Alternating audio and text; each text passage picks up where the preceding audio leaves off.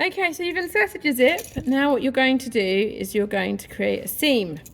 Now, what I would suggest to you is that you open your zip slightly, because when you make things in textiles, you have to make everything inside out. So your design has to be inside, okay? Because all the seams are going to be inside, and look that way on the outside. When you sew around the outside, you will be able to still see it nice and tidy outside. So you can see my zip is here, and I've got everything neatly folded. The design is in the inside. So I want you to imagine that you have got about 1 centimetre around the outside of your fabric. Okay, so almost like a border.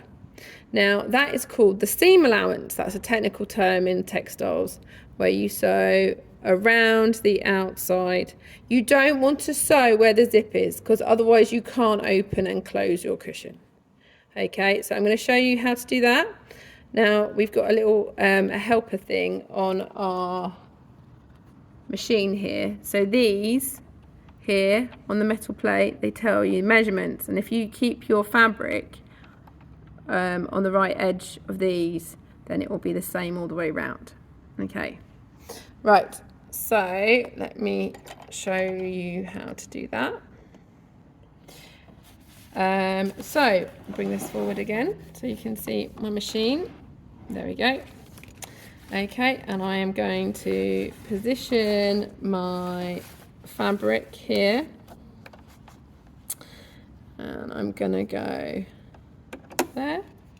I'm gonna go forwards and back, and when you get to the corner, you're gonna stop, and you're gonna lift up the press fit and spin it around.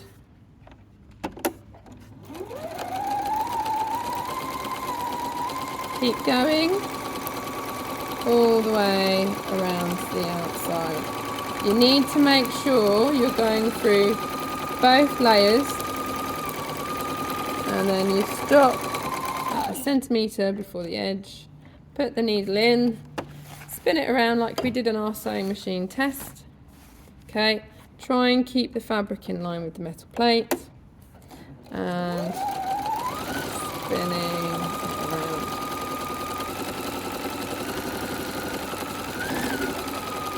Keep it moving.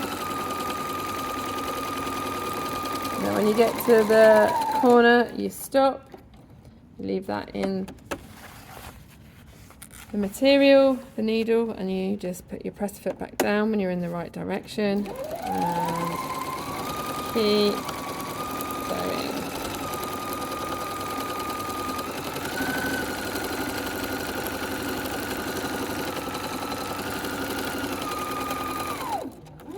Stop when you get to the corner, spin it around,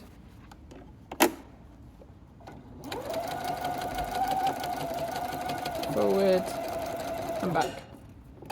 Okay, so now that's your seam. You can trim off some of the fabric with pinking shears if you need to, but always leave the seam allowance, otherwise what might happen is you will pull them apart. So what you can do now is you can turn your cushion the correct way and push out those seams,